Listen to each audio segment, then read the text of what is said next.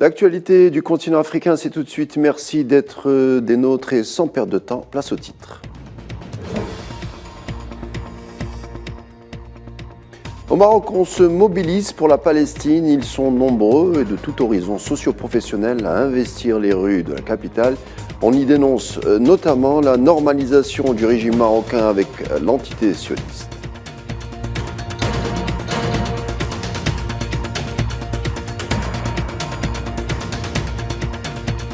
Dossier du jour, Centrafrique, un avion inconnu a procédé à des bombardements contre des forces défensives. Les autorités du pays ont ouvert, bien entendu, une enquête. Les soupçons se fixent naturellement sur le Tchad. Nous essaierons d'en savoir plus avec notre invité du jour.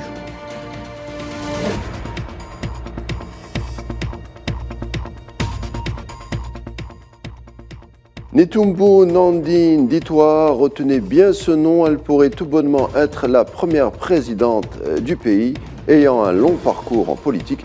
Nous tenterons de mieux la connaître et cela sera en fin d'édition.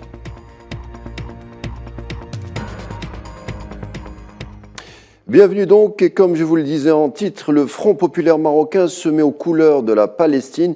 Ils sont nombreux en effet à combler les rues de Rabat, représentants de formations politiques, syndicats ou encore membres du milieu associatif, un tout pour une grande communion et des slogans dénonciateurs à l'endroit du régime marocain.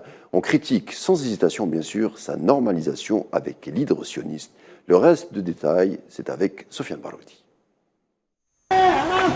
Le comité marocain contre la normalisation a appelé à une journée de mobilisation ce mardi. 2 ans après la normalisation des relations entre le Maroc et l'entité sioniste, le refus populaire persiste pour dénoncer ce pas très controversé. La violence coloniale perpétuelle perpétrée contre le peuple palestinien par la puissance occupante continue de soulever une large indignation internationale, 75 ans après le plan de partition de la Palestine historique. Le mouvement de solidarité internationale avec le peuple palestinien n'en finit pas de s'élargir de par le monde. Les différentes séquences de sympathie avec cette cause juste au mondial célébré actuellement au Qatar en sont sans doute la plus belle illustration. Le deal du siècle paraît battre de l'aile. Cette séquence politique qui avait pour objectif affiché le dépassement, voire la liquidation des droits inaliénables du peuple de Palestine, se voit aujourd'hui remise en cause, confrontée à une impasse incarnée par la détermination des peuples et leur soif de justice. De larges pans de l'opinion publique arabe persistent à refuser le fait accompli colonial et défendent le droit du peuple palestinien à édifier son État avec Al-Quds pour capitale, le retour des réfugiés sur leurs terres ainsi que l'horizon de la libération des terres arabes toujours sous occupation, à l'instar du Golan syrien. Le rapprochement entre Rabat et Tel Aviv constitue un antécédent sans précédent au vu de la dimension inédite de ce pacte belliqueux qui inclut la coopération militaire, entérinée par la visite du ministre de la guerre sioniste il y a un peu plus d'1 an au Royaume. Une large partie de la société civile marocaine, ainsi que de multiples formations politiques, refusent l'alliance coloniale que le Makhzen veut tisser avec l'entité sioniste, mettant la région en grand danger d'instabilité. Le peuple marocain, à l'instar des autres peuples arabes, soutient la cause palestinienne comme il est attaché à la défense des droits fondamentaux d'un peuple frère sous occupation et qui continue à être la victime quotidienne d'exactions, de crimes de lèse-humanité et de violations perpétrées par le régime d'apartheid sioniste. Et puis avant de développer le reste des titres, un petit détour par la Libye où la tenue des élections devrait bientôt avoir lieu. Celle-ci, maintes fois reportée, Aguila Salah, président du Parlement libyen, a déclaré que l'envoyé spécial des Nations Unies devrait rencontrer le comité électoral conjoint composé de factions libyennes rivales afin de commencer à prendre des dispositions constitutionnelles pour les futures élections. Et de son côté, le Premier ministre Abdelhamid Dbidah se dit ouvert au dialogue avec tous les courants. On l'écoute. Je suis prêt à dialoguer avec toutes les parties sans exception et dépasser tous les conflits. Le dialogue national est une alternative à toutes les transactions douteuses qui se font dans les coulisses. Tout dialogue qui ne comprend pas toutes ces étapes est un dialogue inacceptable. Autre titre du jour, d'où vient donc cet avion bombardier ayant procédé à un largage de bombes dans la ville de Bazangoua, en Centrafrique, et prenant pour cible la base des forces de défense du pays ainsi que certains combattants du groupe de sécurité Wagner. Une attaque perpétrée en plein milieu de la nuit, peu avant 3 heures du matin, et qui a occasionné d'importants dégâts. Pour nous en parler, nous avons avec nous le spécialiste de la Centrafrique, Patrick Mbeko, en direct de Montréal. Bonsoir, monsieur Mbeko. Bonsoir. On l'a dit donc, un aéronef inconnu ayant procédé à la mission offensive en Centrafrique a pris la direction du nord. Les soupçons se tournent naturellement vers le Tchad. Les relations sont tendues entre le Tchad et la Centrafrique.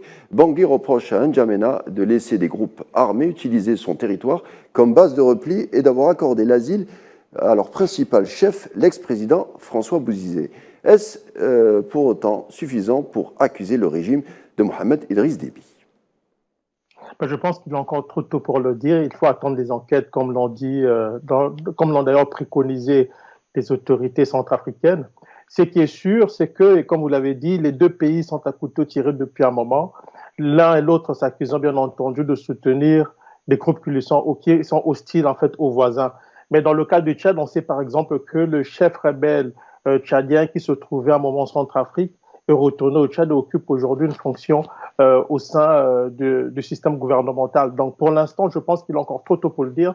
Mais le fait qu'on ait ciblé quand même un baraquement où se trouvent des groupes russes, quand même soulève des questions sur la responsabilité des gens qui l'ont fait, parce que là, on peut se poser des questions si c'est seulement le Tchad, ou si ce serait le Tchad qui l'a fait, ou s'il y a d'autres forces extérieures à l'Afrique aussi qui auront peut-être téléguidé ce genre de choses. Mais encore une fois, il faut attendre encore l'aboutissement des enquêtes.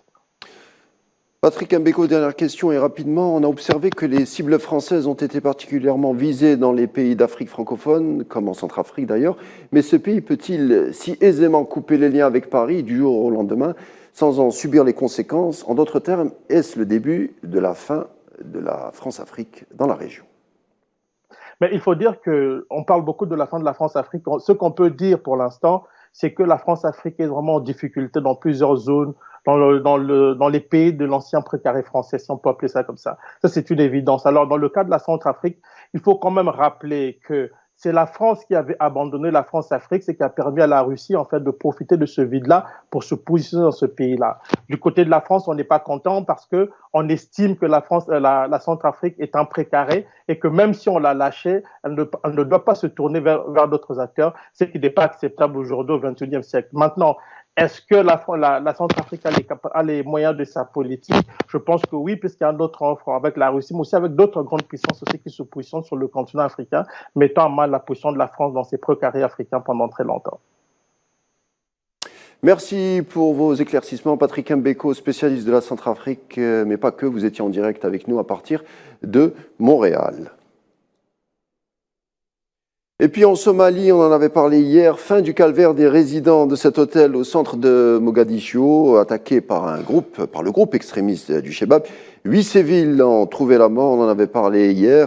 Les forces de sécurité ont donné l'assaut, mettant fin à un siège qui aura duré en tout et pour tout 21 heures. On s'en souvient, dès 20 heures dimanche, une pluie de coups de feu et d'explosions ont été entendus dans l'hôtel Villa Rose, fréquenté surtout par des parlementaires et d'autres représentants du gouvernement, ce qui explique d'ailleurs la cible de choix du Chebab.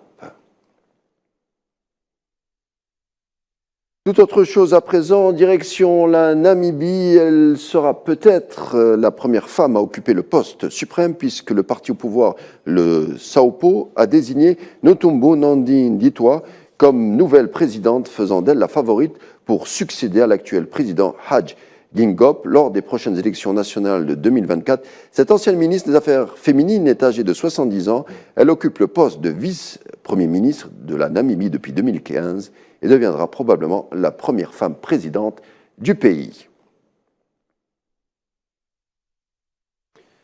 Allez, avant de se quitter, un mot de sport, bien sûr, direction la Coupe du Monde du Qatar, avec le Sénégal qui continue l'aventure convaincant et à la hauteur du rendez-vous. Les Lions de la Taranga ont dominé l'Équateur 2-1. Aujourd'hui au stade Khalifa International, Ismaïla Sarr a ouvert le score sur un penalty et Khalidou Koulibaly a redonné l'avantage aux siens après l'égalisation de Moses Caicedo, première équipe africaine donc en huitième de finale.